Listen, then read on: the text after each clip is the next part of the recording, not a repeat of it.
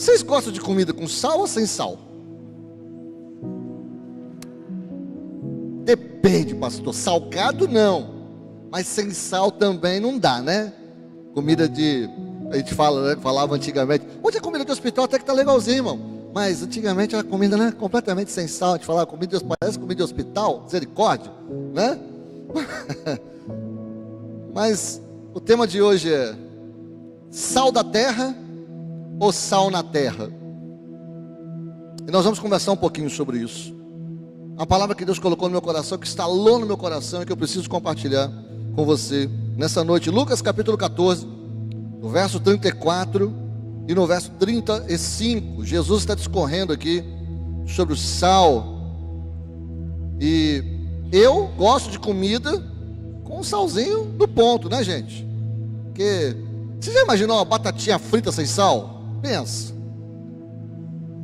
Não dá, né? Tem que ter um salzinho, a batatinha, né? Pra gente comer uma batatinha frita com sal. É bom, é gostoso. Então o sal, ele tem muita serventia. E Jesus está falando aqui assim, ó, Lucas 14, 34, 35. O sal é bom, mas se perder o sabor, como restaurá-lo? Não serve nem para o solo, nem para o adubo, é jogado fora. Aquele que tem ouvidos para ouvir, ouça. E meu irmão, existe que nós chamamos de preço para o discipulado.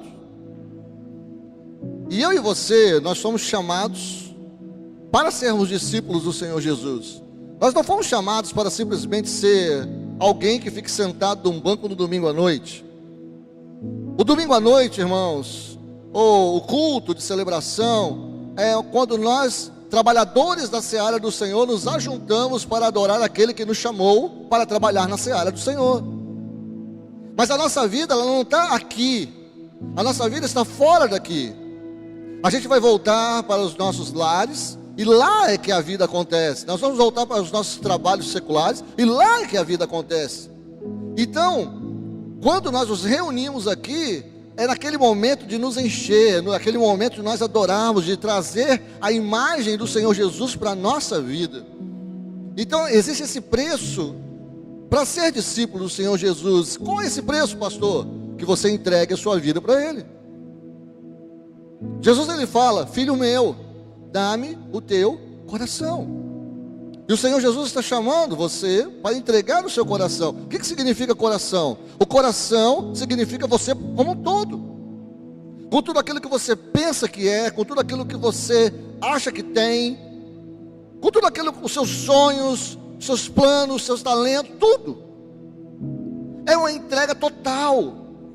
Quando nós nos entregamos ao Senhor Jesus, nós estamos dizendo assim: Senhor Jesus. O que significa Senhor Jesus? Tu és o dono da minha vida. Então nós nos entregamos totalmente a Ele. Nós entregamos tudo para Jesus. E sinceramente, irmãos, isso não tem comparação com o preço que Jesus pagou na cruz do Calvário.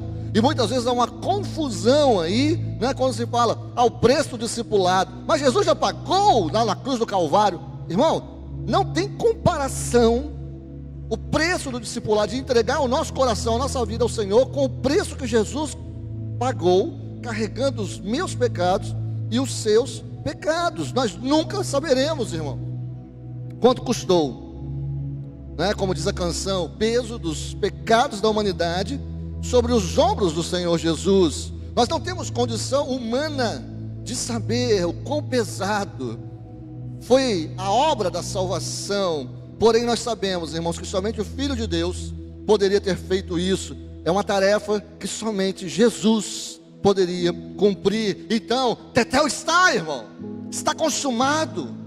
Deus, ele veio e ele pagou todo o preço por mim e por você. O preço está pago. Porém, existe um preço de obediência. Existe um preço que nós devemos pagar entregando a nossa vida ao Senhor Jesus, irmãos. E mesmo que nós entreguemos o nosso coração, a obra da cruz, ela ainda permanece sendo realizada nas nossas vidas, nas áreas que ainda precisam de amadurecimento. Então eu e você, nós entregamos o nosso coração. E esse é o passo a passo de um processo que nós chamamos santificação. Você pode repetir isso comigo? Santificação. Oh, aleluia! Você pode repetir isso comigo? Santificação. Começou a melhorar, acorda, irmão. Aleluia! Olha só, esse é o processo no qual nós nos tornamos semelhantes a Jesus. Esse é o processo no qual nós nos transformamos na imagem do Cristo vivo sobre a face da terra. E esse é o plano, esse é o propósito, que eu e você, nós sejamos iguais a Jesus. O que significa isso? Significa que eu e você, nós vamos nos comportar como Jesus sobre a face da terra. Mas pastor, isso é impossível, isso é muito difícil. Eu não consigo? Não, você não consegue, eu não consigo, ninguém consegue sem o auxílio do Espírito Santo de Deus. E é por isso que nós precisamos estar conectados com Ele. E é por isso que a distração é tão danosa. É por isso que a distração nos desconecta. É por isso, meus amados, que nós precisamos estar ligadinhos com os olhos no Senhor Jesus.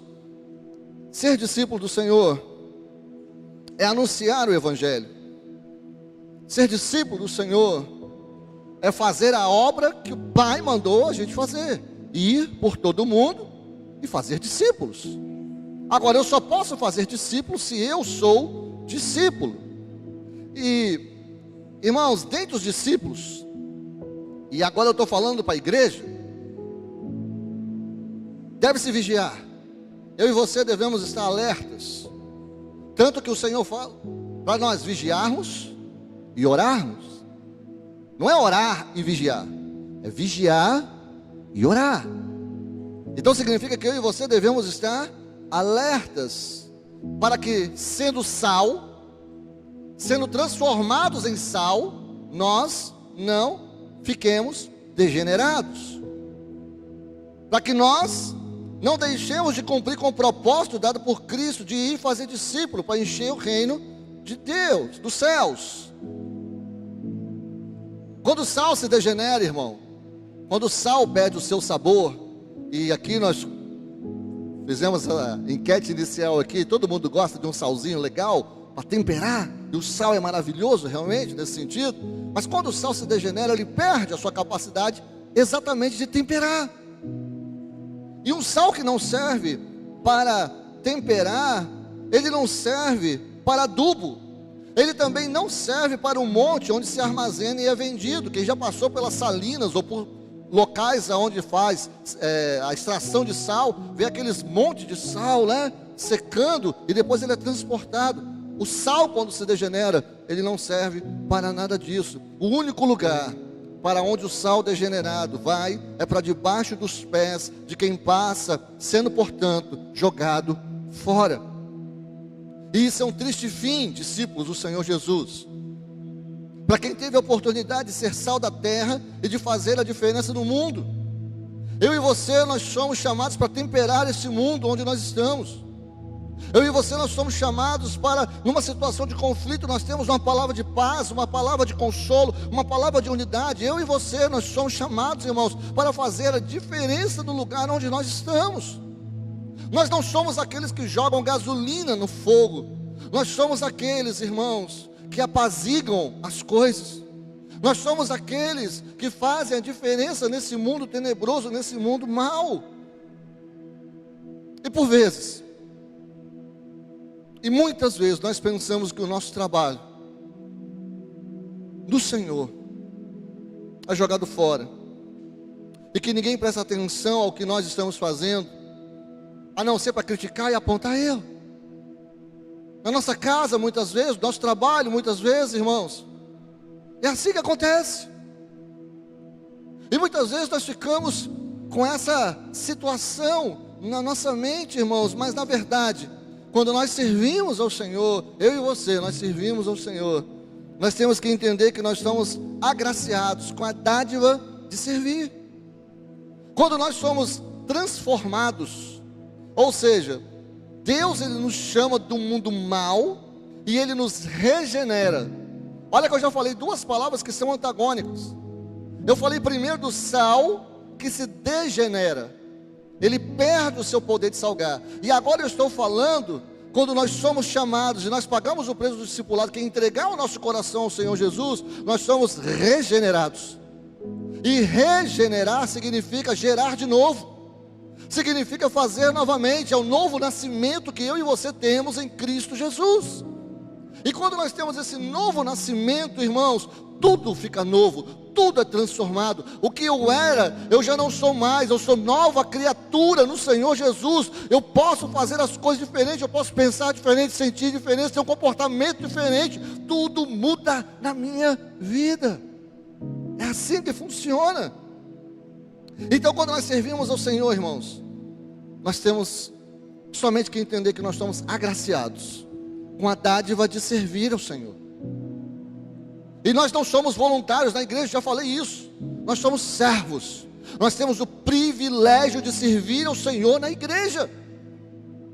Eu não sirvo porque eu tenho vontade de servir tão somente. Eu sirvo porque eu tenho necessidade de servir ao meu Senhor, que me regenerou, que me tirou de um mundo de pecado, que me tirou do mundo de trevas e me trouxe para o reino da sua poderosa luz. Eu tenho necessidade de agradar ao meu Deus, que um dia me viu caído, destruído, me levantou, me fez andar, prosperar e me leva para a eternidade com Ele. Eu tenho necessidade de servir ao meu Senhor. Não é uma questão tão somente de querer, irmãos. É uma questão de sobrevivência, de transformação que Deus já efetuou dentro de mim, porque eu tenho um coração grato pela salvação. E é a salvação que é a nossa verdadeira vitória. É a salvação que nos mantém no rumo. É a salvação, irmãos, essa promessa de que um dia nós estaremos com o Senhor por toda a eternidade, vendo Ele como Ele é, que nos mantém firmes. E nós não podemos perder isso na nossa vida, irmãos. E Paulo, ele nos motiva. 1 Coríntios capítulo 15, no verso 58, Paulo está falando assim: portanto, meus amados irmãos, sede firmes e constantes, sempre abundantes na obra do Senhor, sabendo que o trabalho de você no Senhor não é vão, não é inútil. Então, quando você trabalha para o Senhor, você pode ter certeza que Deus, o teu Deus, Ele vai agraciar você. Você não precisa ficar preocupado. Deus está olhando, Deus está vendo para você. E no final das contas, essa é uma grande pergunta que nós precisamos fazer. Por que faço o que faço? Por que você faz o que faz? Por que você faz ou age do jeito que você faz, irmão? Se você responde que é para agradar o teu Senhor, então não importa o que as pessoas falem, não importa o que as pessoas digam, não importa o que as pessoas pensem, você está fazendo para agradar ao teu Senhor. E o teu Senhor, Ele vai proteger você. Vocês estão aí? Amém? Nós precisamos celebrar, irmãos, a volta das pessoas para a igreja. O pastor Vone falou aqui agora a respeito de pessoas que estão no carnaval, estão se perdendo fisicamente, né? Morrendo fisicamente, mas morrendo espiritualmente também. Existe um grande percentual, olha só, isso é estatística. Existe um grande percentual de convertidos, ou de que dizem que foram convertidos e que no carnaval se desviam.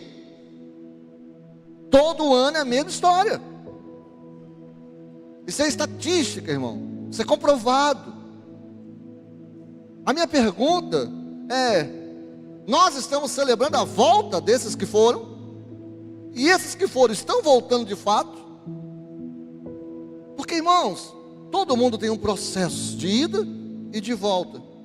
E aqui eu quero trazer para você um outro texto que Deus colocou no meu coração, que complementa essa ideia de que nós fomos chamados para anunciar a palavra do Senhor, anunciar o Evangelho de Cristo, através principalmente do nosso comportamento, de como nós vivemos, através de como as pessoas olham para a gente na nossa casa, na nossa família, no nosso trabalho, na nossa igreja, dos lugares onde nós frequentamos.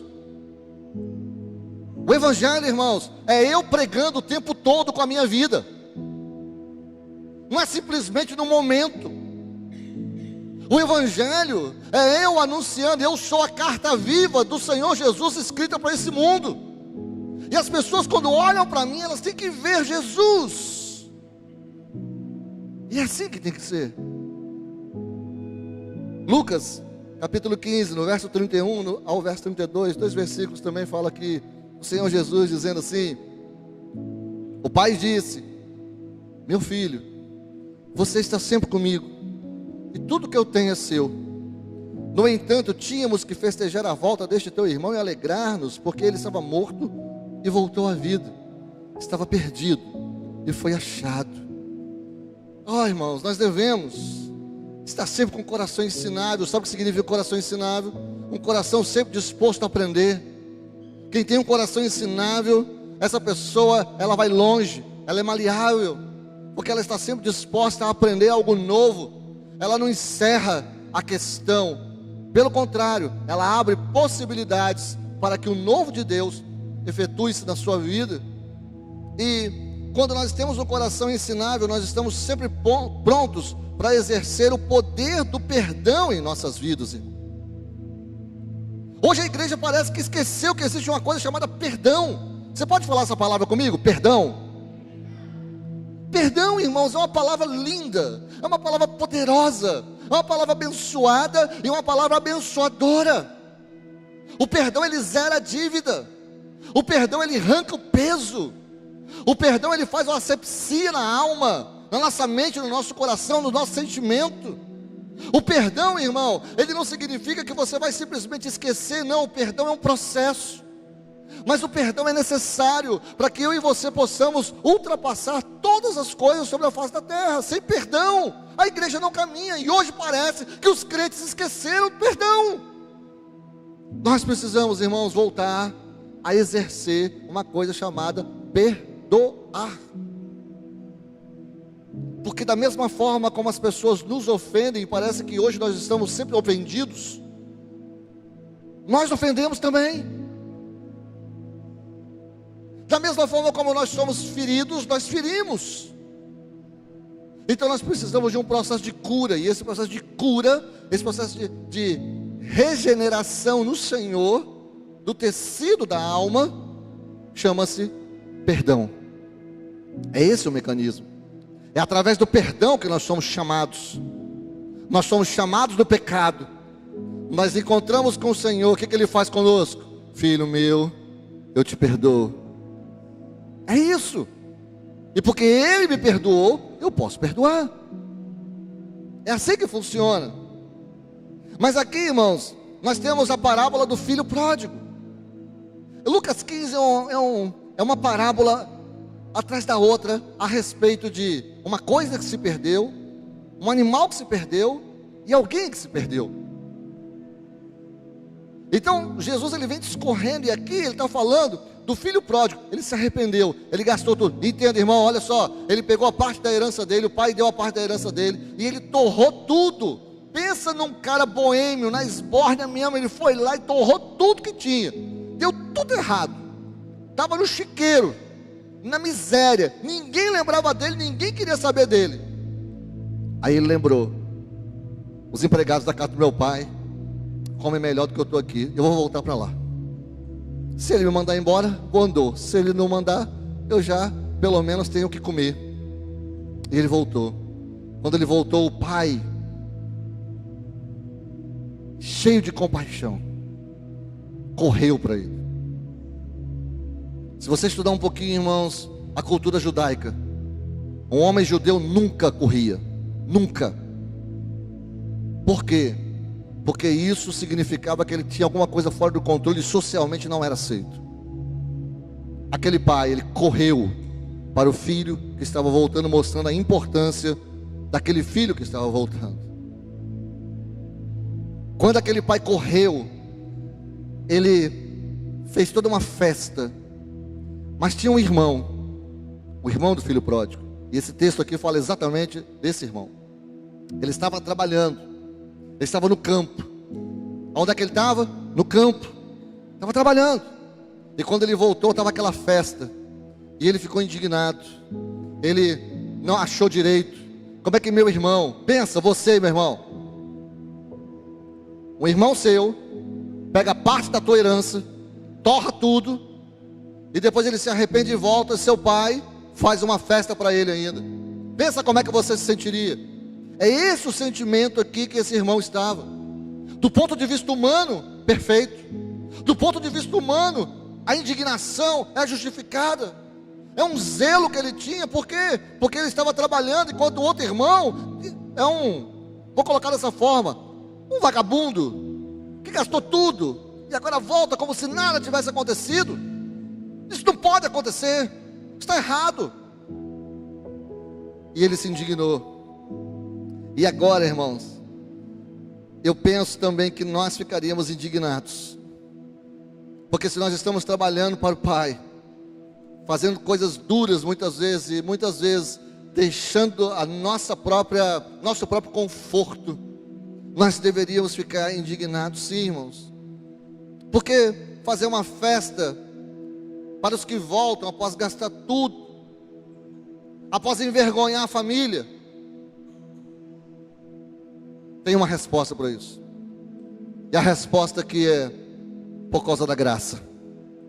Você pode falar essa palavra comigo novamente? Graça. Graça, irmão, é uma palavra tão doce, é uma palavra tão maravilhosa, é uma palavra tão abençoadora, é uma palavra tão libertadora. Porque nós recebemos a graça, irmão, como presente que nós não merecemos, todos nós. E o irmão do filho pródigo, muito embora estivesse trabalhando para o pai, ele também tinha recebido a graça. Ele também tinha recebido a dádiva, tanto que o pai falou com ele: meu filho, você está trabalhando aqui, tudo que eu tenho é teu. Tudo aqui é teu. Mas o teu irmão, que estava morto, ele voltou. Então nós devemos celebrar a vida desse teu irmão, que estava morto, e que agora volta para a família. Mas muitas vezes, irmãos, na nossa justiça, nós queremos a retribuição pelo dano.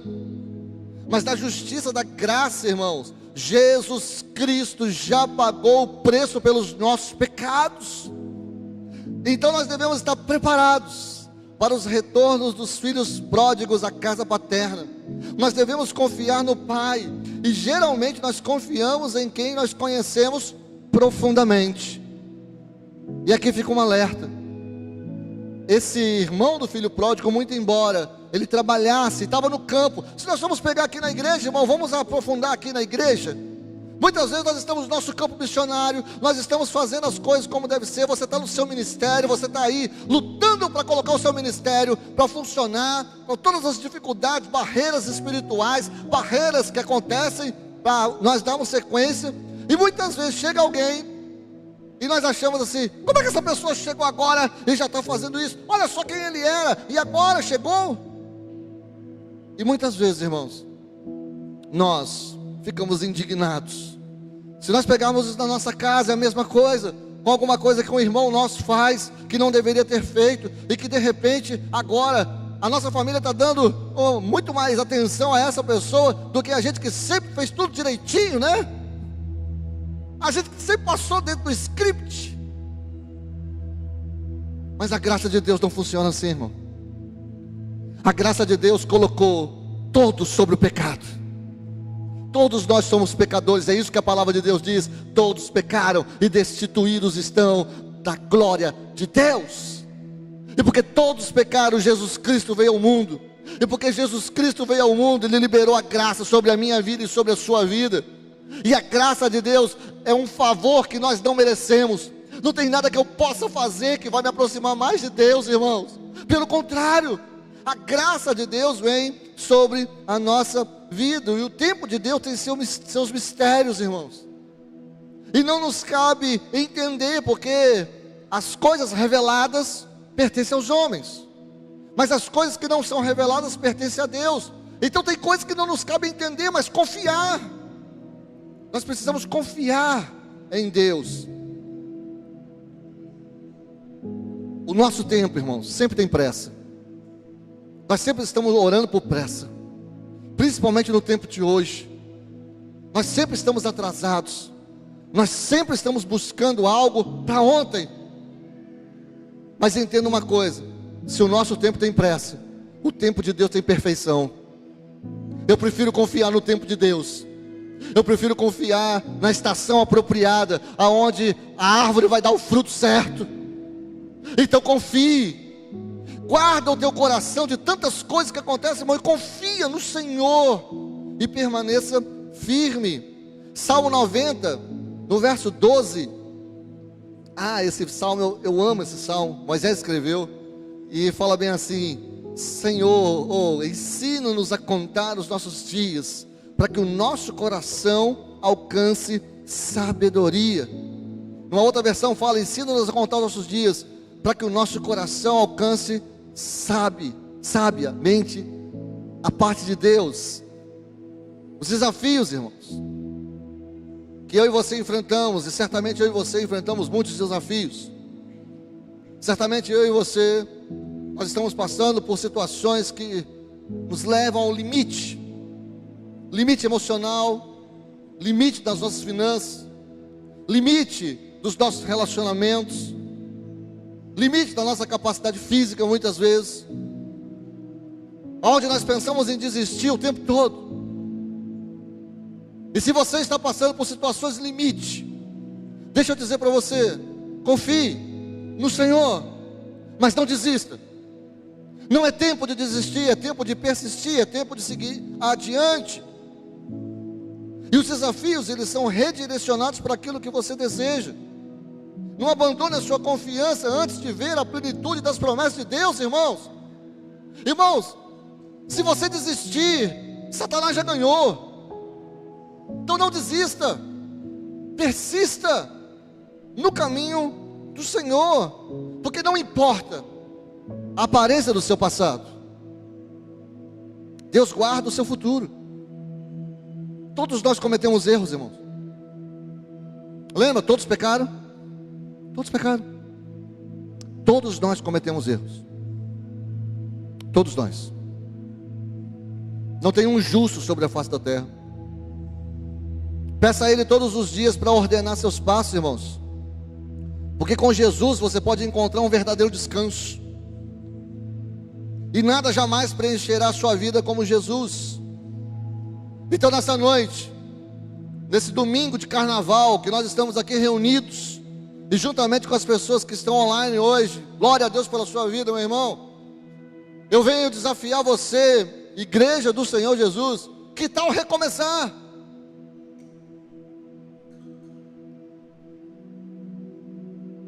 Pastor, estou cansado, estou sem ânimo, estou sem recursos, estou sem amigos. Aliás, eu não confio em mais ninguém. Pastor, eu já fui traído, eu já fui enganado, eu já fui passado para trás, eu já fui magoado, eu já recebi ingratidão como recompensa. Pastor, eu simplesmente não acredito mais. Talvez essa seja a condição do seu coração nessa noite. Talvez essa seja a condição do seu coração nesse dia, meu irmão. Mas deixa eu contar uma verdade que vai incendiar o seu coração aqui.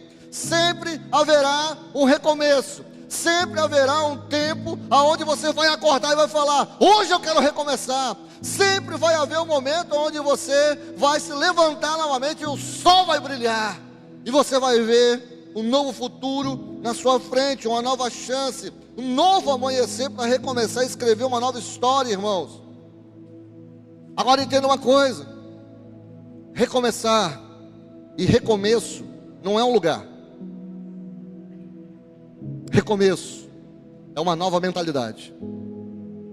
Você pode recomeçar no mesmo lugar. Olha para as plantas. Vamos aprender com as plantas. Toda planta tem uma estação, irmão. Existe uma estação onde a planta ela está viçosa, cheia de folhas. Uma outra estação ela já deu suas flores.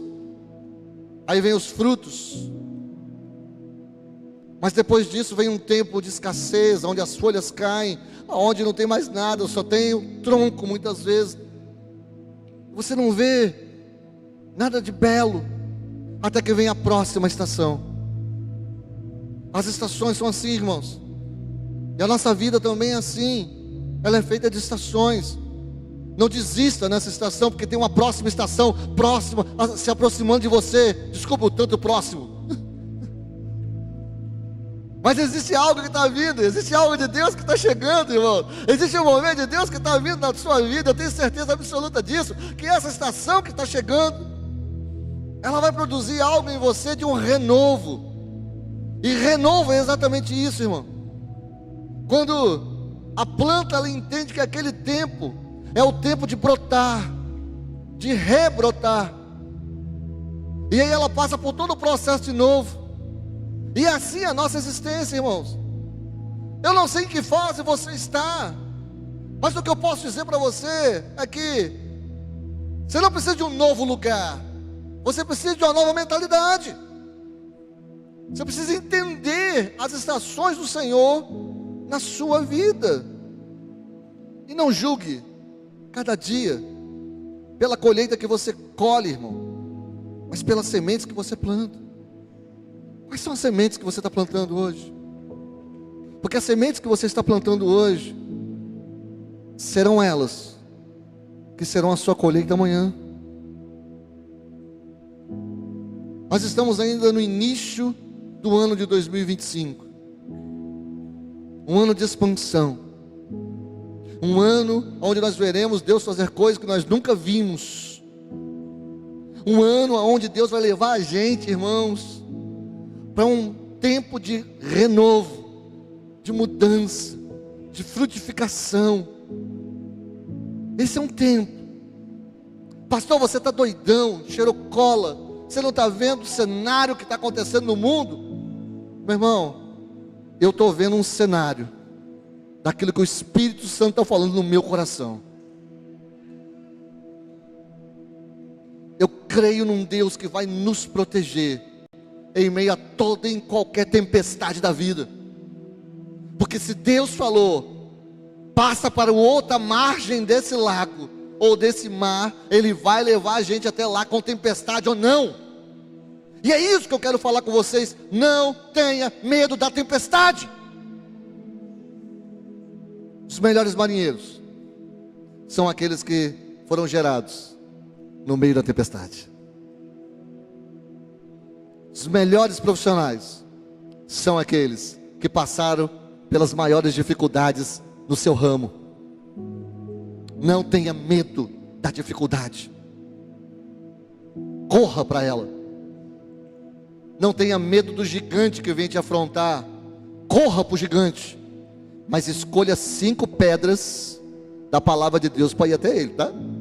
Vai a ele em nome do Senhor dos exércitos. Então o que eu quero dizer aqui para você nessa noite, querido, não permita que você perca a sua capacidade de temperar o lugar aonde você está, pelo Espírito Santo de Deus. Celebre aqueles que estão voltando. Pastor, eu ainda não consigo fazer isso. Perdoe e peça perdão. Se reconcilie.